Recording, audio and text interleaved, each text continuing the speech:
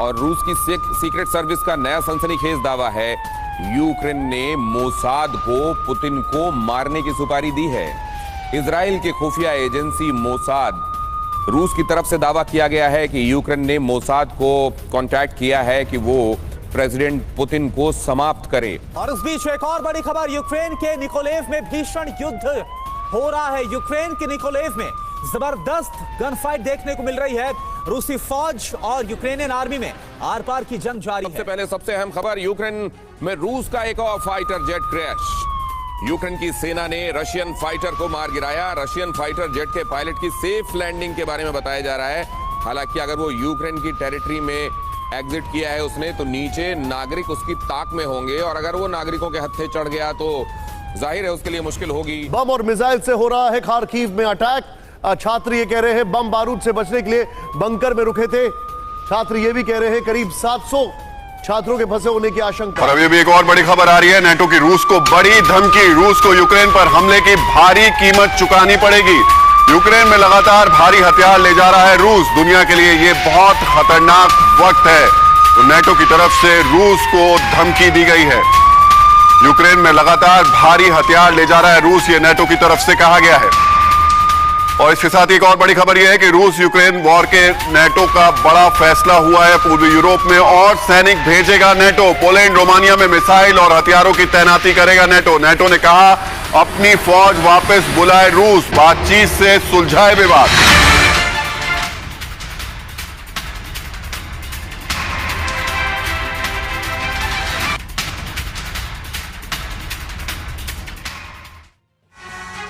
तो हम बात एटमी संकट की कर रहे हैं। न्यूक्लियर प्लांट में अगर धमाका होता तो क्या होता, इसके ख्याल से परमाणु विशेषज्ञों की रूह कांप जाती है। ऐसा इसलिए है क्योंकि यूक्रेन के ही चेरनोबिल में ऐसा हादसा हो चुका है। चेरनोबिल धमाका हो चुका है। ज़पोरिज़िया एटम प्लांट से पहले रूस ने चेरनोबिल एटमी प्लांट पर ही कब्जा किया था। अब हम आपको बताते हैं उस त्रासदी के बारे में जो इससे पहले यूक्रेन की धरती पर हुई थी। यह हादसा 26 अप्रैल 1986 को हुआ था। तब चेरनोबिल न्यूक्लियर प्लांट में धमाका हुआ था। इस हादसे से हिरोशिमा में हुए धमाके से 400 गुना ज्यादा रेडिएशन हुआ था। रेडिएशन से लगभग 1.25 लाख लोगों की मौत हुई। हजारों लोगों को कैंसर से मौत हुई। प्रिपियट में रहने वाले हजारों लोगों को घर छोड़ना पड़ा था। सोवियत संघ के इतिहास में यह सबसे भयानक परमाणु हादसा था। संयुक्त राष्ट्र चेरनोबिल फोरम की 2005 की एक रिपोर्ट के मुताबिक अनुमान इस हादसे के सालों बाद भी इलाके में रहने वाले लोगों पर रेडिएशन का असर देखा गया। और आपको बता देते हैं आज वॉर का 9वां दिन है और यूक्रेन पर रूस के हमले भीषण होते जा रहे हैं, तेज होते जा रहे हैं।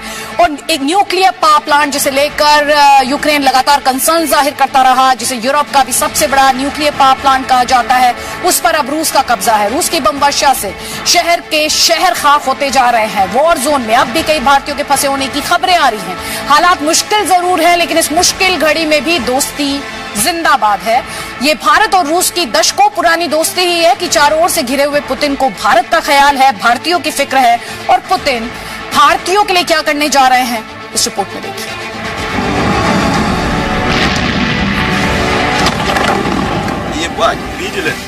एक और यूक्रेन फतह की आस, दूसरी ओर दुनिया दिखा रही आग। मुश्किल खड़ी पर दोस्ती फिर भी बड़ी। यूक्रेन जंग की आग में सुलग रहा है तो पुतिन की मुश्किल भी कम नहीं। जंग के 9 दिन बाद भी यूक्रेन को जीत पाने की पुतिन की आस अधूरी है। पुतिन की सेना यूक्रेन में डटी है तो पुतिन के खिलाफ अमेरिका और नाटो देशों ने घेराबंदी करके रखी है। रूस को आर्थिक तौर पर कमजोर करने के लिए पाबंदियां में जहां पर ये जबरदस्त हमला किया गया है और किस तरह की तस्वीरें सामने निकल कर आ रही है, आइए हम आपको वो तस्वीरें भी दिखाते हैं। भीषण जंग रूस और यूक्रेन के बीच जारी है। ये तस्वीरें आप देखिए, ये खैरसन की है जहां पर रूसी सेना को किस तरह का नुकसान हुआ है। पूरा उस वक्त आप देखिए कि जो वाहन है, जो टैंक्स हैं, जो गाड़ियां हैं, बख्तरबंद गाड़ियां, वो तबाह हो चुकी है रूसी सेना की निधि।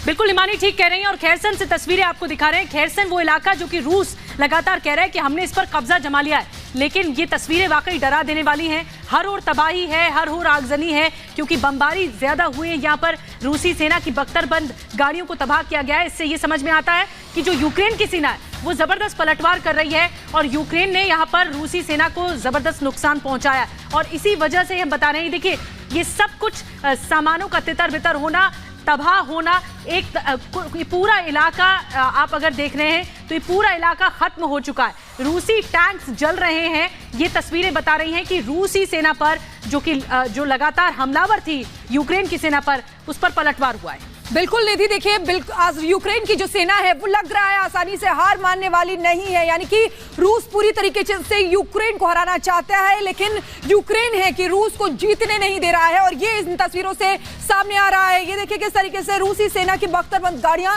जिनको बहुत नुकसान पहुंचा है। सबसे पहले आपको रिपब्लिक पर दिखा रहे हैं। आपको बता दें कि महायुद्ध की महा तस्वीरें हम आपको लगातार दिखा रहे हैं, क्योंकि रिपब्लिक भारत की सबसे बड़ी टीम इस वक्त ग्राउंड जीरो पर भी मौजूद है और स्टूडियो में भी आप देख सकते हैं कि मेरे तमाम सहयोगी इस वक्त, हम तमाम लोग इस वक्त, तमाम एंकर्स इस वक्त स्टूडियो में मौजूद हैं और पल पल की तस्वीरें आपको दिखा रहे हैं। लेकिन इस वक्त जो हम आपको तस्वीर दिखाने वाले हैं उससे पहले लेकिन आपको बता दें कि रूस के रक्षा मंत्री का बयान सामने आया है और वो ये कह रहे हैं कि हम समझौते के लिए या फिर जो संकट जिस तरह से चल रहा है वो इतना बड़ा नहीं है बरका कि उसको नेगोशिएट ना किया जा सके। बिल्कुल, ये बातें कही जरूर जा रही हैं, लेकिन उस मेज पर पहुंचकर, उस टेबल पर पहुंचकर ये सारी बयानबाजी क्या धरी की धरी रह जाएगी या फिर कोई निष्कर्ष निकल पाएगा? क्योंकि अब ये बात कही जा रही है कि वार्ता जो है वो जरूरी है, उससे समाधान निकल सकता है, लेकिन इन 8 दिनों की तस्वीरें कम से कम ये बातें स्पष्ट नहीं करती हैं। बिल्कुल, तो विदेश मंत्री हैं रूस के सर्गेई लेवरोव, वो फिर एक बार उनका बयान सामने आया है। वार्ता बस होने ही वाली है, उससे पहले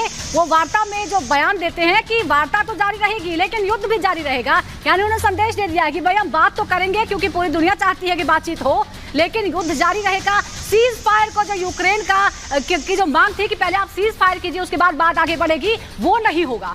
बिल्कुल सुजाता, आप ठीक कह रही हैं। देखिए रूस के विदेश मंत्री की ये बड़ी बात है, क्योंकि वार्ता के साथ युद्ध भी जारी रहेगा। यानी कि पूरी तरीके से रूस जो है दबाव बनाने की कोशिश यहां पर कर रहा है यूक्रेन के ऊपर, क्योंकि पिछली दौर की जो बातचीत थी वो बेनतीजा रही थी। अब रूस की तरफ से ये दबाव बनाया जा रहा है कि अगर यूक्रेन उनकी बात नहीं मानता है तो वो इसी तरीके से युद्ध भी जारी रखेंगे। वार्ता अगर होगी तो उनकी शर्तों पर होगी और ये हर रोज का है।